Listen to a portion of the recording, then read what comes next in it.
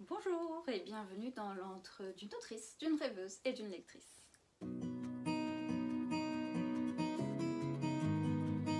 Je dis toujours, il n'y aura jamais assez de livres.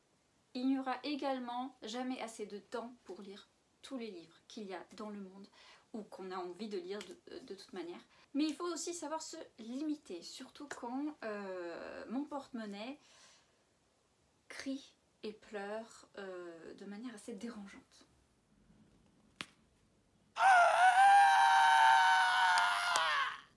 Donc j'ai décidé, pour limiter mes achats en livres, puisque c'est ce que j'achète le plus, voilà,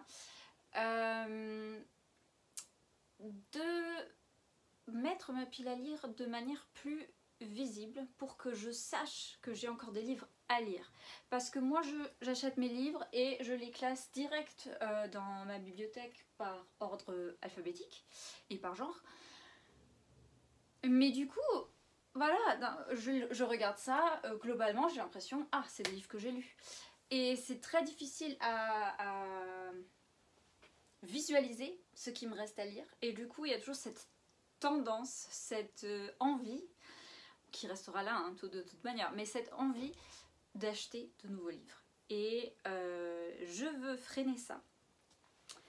Voilà, je veux empêcher mon porte-monnaie de débarquer en centre psychiatrique.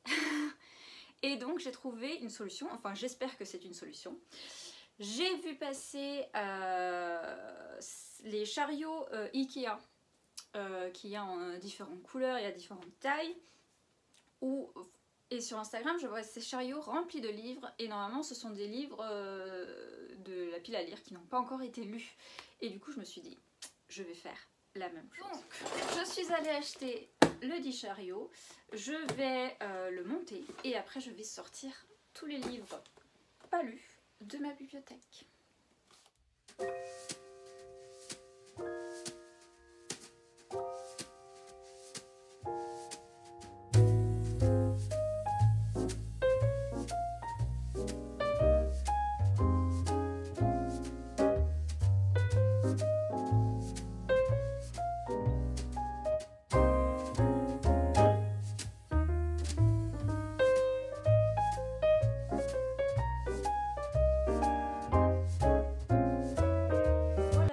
Chariot est prêt.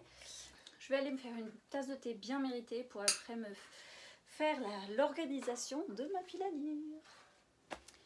En attendant que le thé bout, je vais commencer par cette rangée du bas qui est de la fiction en général sans être de fantaisie et les œuvres de non-fiction également.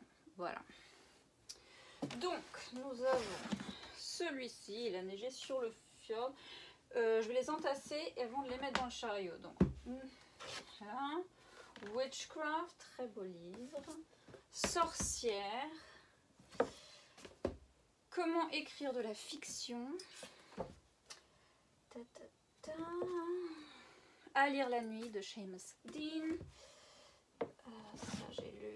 Ça j'ai lu. Ça j'ai pas lu. Contes et légendes d'Irlande.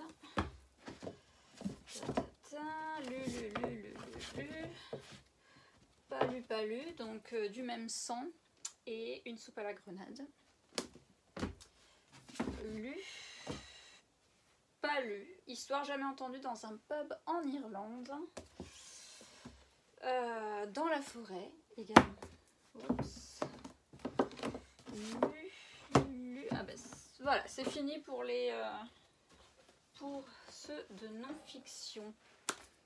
Voilà, et j'ai entendu la bouilloire qui a pipé, donc je vais de ce pas me préparer mon thé. Voilà. Donc pour les livres de non-fiction, nous avons A is for Arsenic et Murder Isn't Easy. Nous avons les deux tomes de Homo sapiens et Homo Deus de Yuval Noah Harari qui sont des reliques que j'aurais dû lire il y a super longtemps, toujours pas fait. Maintenant que je les vois, peut-être que ça va le faire, hein, on l'espère en tout cas. Celui-ci, que j'avais plus du tout dans ma palle, que je devrais l'ajouter en fait. Tony Hawk's Round Ireland with the Fridge. Donc c'est un type qui fait le tour de l'Irlande avec son frigo. Ça a l'air drôle.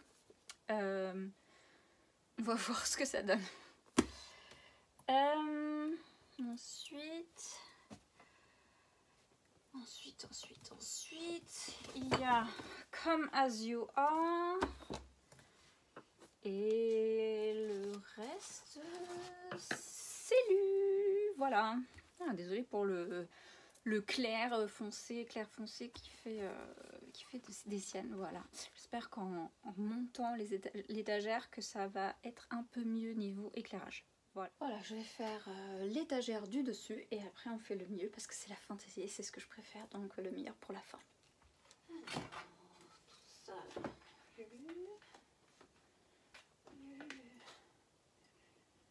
Tout ça, c'est du lu. Ok, tout va bien. Mon corbeau qui tombe là. Hop.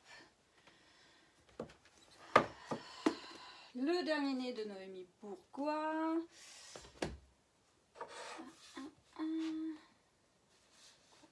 Quoi d'autre? Il semble que de ce côté-ci, il n'y a pas grand-chose.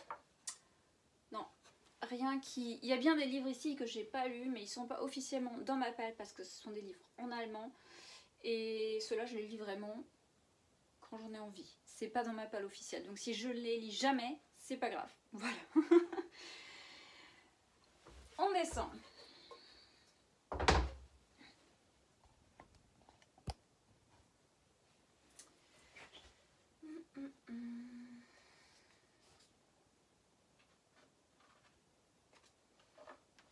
J'ai lu.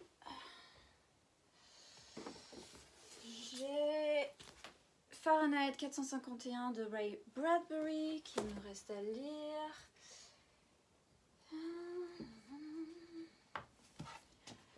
The 13th Child de Aaron A. Craig.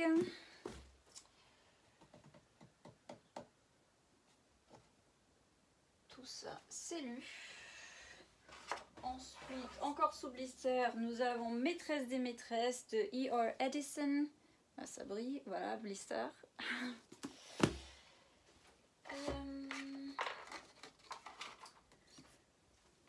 Magic Uchronia de Flavie Fan.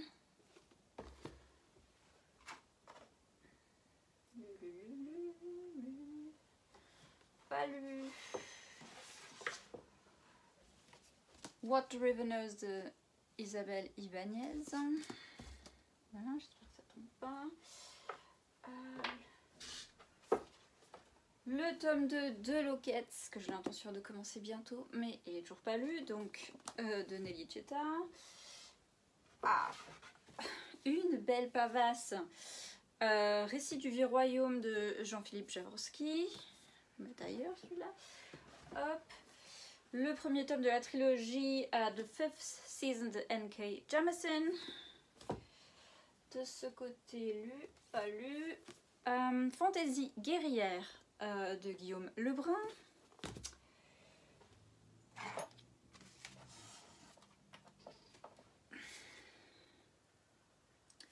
The Bone Houses de Emily Lloyd Jones. Est-ce que je l'ai lu?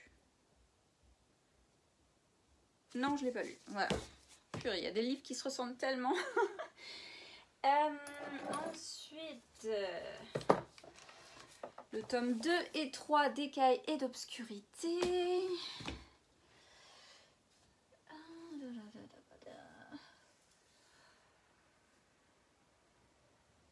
Le reste, c'est lu. Ensuite,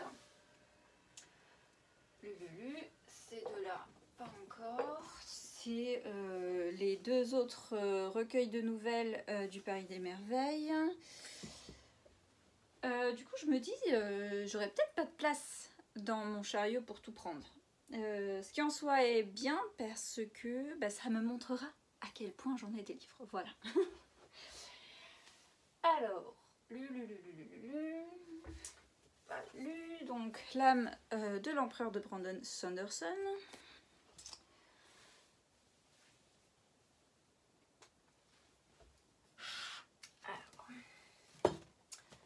celui-là pas lu, mais c'est normal, c'est que j'attends que toute la série sorte. Donc je ne vais pas le mettre dans mon chariot parce qu'il y a une raison très particulière au fait qu'il ne soit pas encore lu. Si c'est pas lu, The Fragile Threads of Power, ça me prie là, de V.E. Schwab. Et V.E. Schwab, c'est mon autrice préférée. Donc, et je sais que ces fins de livres sont toujours pleines de cliffhangers à la fin. Donc j'attends la saga entière avant de me lancer dedans. Voilà. Et le reste c'est lu. Ensuite nous avons Fantastic Sorcery Mode, Moving Pictures, Weird Sisters. Alors, de Terry Pratchett, nous avons Moving Pictures et Weird Sisters, que je n'ai toujours pas lu, parmi tant d'autres du Disque Monde, mais je ne les achète pas tant que je n'aurai pas fini ces deux-là. Ensuite, nous avons le Ministère du Futur de Kim Stanley. Oui, vous aurez remarqué que je mélange les fantasy et les science-fiction, parce que j'ai pas assez de science-fiction pour faire une étagère à elle seule, donc je mélange. Voilà. J'en suis où là?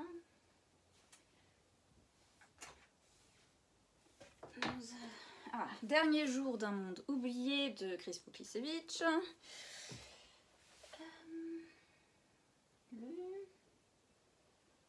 Et c'est tout.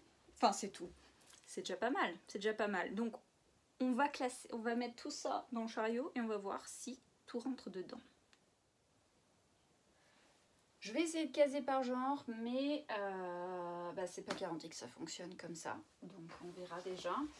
Alors, plus de place possible.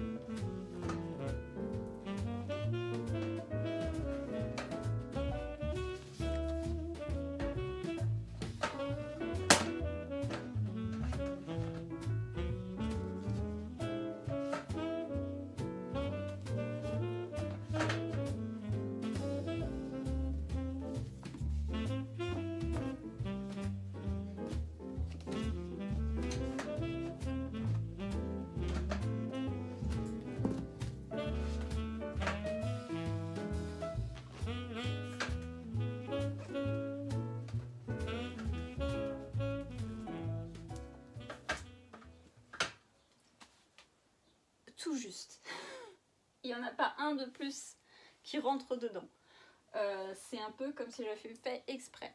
Le problème, c'est que j'ai prévu de vous faire un petit book haul des livres que j'ai achetés ce mois-ci, parce que je sais que je vais plus en acheter ce mois d'avril, donc je vais en profiter et le faire maintenant, et eux c'est sûr ils vont pas rentrer dedans. Commençons par les 3 livres qui vont rentrer dedans, c'est sûr et certain, parce qu'ils sont numériques, donc je n'ai pas besoin de les caser là-dedans. Et il s'agit de le premier tome d'Akali Hollis de Jupiter Phaéton. Je n'ai toujours pas lu le premier livre que j'avais choisi d'elle. Mais voilà, je veux tenter plusieurs de ces séries. Et donc, comme lui, il était sur Unlimited, comme ils sont d'ailleurs tous, voilà. Et que j'avais cette fin de livre Voilà, j'ai cliqué sur le bouton. Pareil, il y a eu The Invocations de Crystal Sutherland. Après avoir beaucoup apprécié le House of Hollow de la même autrice, je me suis dit que continuer dans cette horreur un peu fantasy qui m'a somme toute assez plu, que je voulais lire du coup un autre de ses romans. Et ensuite j'avais besoin une petite romance cosy qui se passe en Angleterre forcément. Et du coup nous avons Summer at the Castle Café de Donna Ashcroft. Continuons avec les choses cosy. Et ça c'était une influence de la bibliothèque d'Emilia. Je lui en veux énormément et en même temps pas du tout parce que voilà, j'ai trop hâte de découvrir. Il s'agit du premier tome des détectives du Yorkshire. Que j'ai pris en VO parce que je préfère lire en VO quand c'est possible. Du coup le premier tome en anglais s'appelle Date with Death, ce qui est assez sympathique. Voilà. Je peux pas faire autrement. On reste dans le jaune et dans le cosy avec un autre roman de Jenny Colgan, The Summer Seaside Kitchen, qui est le premier d'une série qui se passe sur une île en Écosse, il me semble. Une île en Écosse, Jenny Colgan. Je peux pas faire mieux. Hop, en haut aussi. Ensuite, j'ai vu passer celui-ci quand justement la fin des livres m'a pris et il était dans ma liste, dans ma wishlist d'Amazon depuis un moment. Et je ne sais plus pourquoi. Et du coup, j'ai relu le résumé et ça me donne trop envie. C'est When Women Are Dragons de Kelly Barnhill. Et ça parle basiquement, je pense, de Female Rage avec l'idée que les femmes, à un moment donné, se transforment en dragons. Et ça, je trouvais juste l'idée. Alors, je sais pas si c'est bien, fait. Mais dans le résumé, ça donne trop envie. Voilà. Ensuite, je viens de voir qu'il a été livré avec... Oh, avec un truc là. Non, ça m'énerve ça. Bon, bref. C'est la vie. Malice de John Gwynne, qui est le premier d'une trilogie. Ou est-ce qu'il y en a 4 ? Je ne sais plus. En tout cas, une amie me l'a conseillé parce que c'est de la high fantasy de grande qualité. Et en VO du coup, parce que je le peux. Aussi simple que ça. Dernier. Un truc tout petit tout fin. Voilà, Prosper's Demon de KJ Parker. Voilà, qui m'a été conseillé également par la même amie, disant que c'était vraiment très très très bien. Je ne sais pas trop de quoi ça parle apparemment, d'un démon. Mais est-ce que c'est un démon vrai ou est-ce que c'est un démon psychologique ? Nous verrons ça, je découvrirai ça et vous le découvrirez avec moi si je vous fais un vlog lecture. Dites-moi si ça vous intéresse. Bon, j'ai beaucoup de choses à lire. Je sais que pour beaucoup qui ont des piles à lire de 200-250 livres, ce n'est pas beaucoup. Mais d'un autre côté, moi j'ai un job à temps pratiquement plein. Et du coup, je ne peux pas me permettre d'avoir des livres parce que je ne peux pas lire toute la journée. J'adorerais gagner ma vie comme ça, mais ce n'est pas le cas encore aujourd'hui.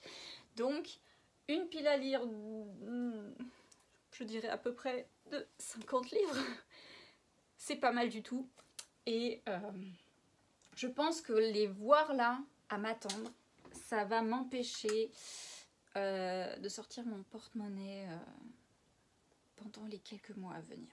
Voilà. J'espère que cette vidéo, à même le sol, vous aura plu. N'hésitez pas à mettre un petit pouce en l'air ou à vous abonner si ce n'est pas déjà le cas. Quoi d'autre? Ah bah de bonnes lectures. Je vous souhaite d'excellentes lectures. Dites-moi en commentaire ce que vous êtes en train de lire en ce moment même. Ou alors laissez-moi un emoji d'une pile à lire. Voilà, d'une pile à lire, une pile de livres quoi. Et c'est tout. Je vous retrouve dans la prochaine vidéo. D'ici là, bonne lecture. Allez, ciao!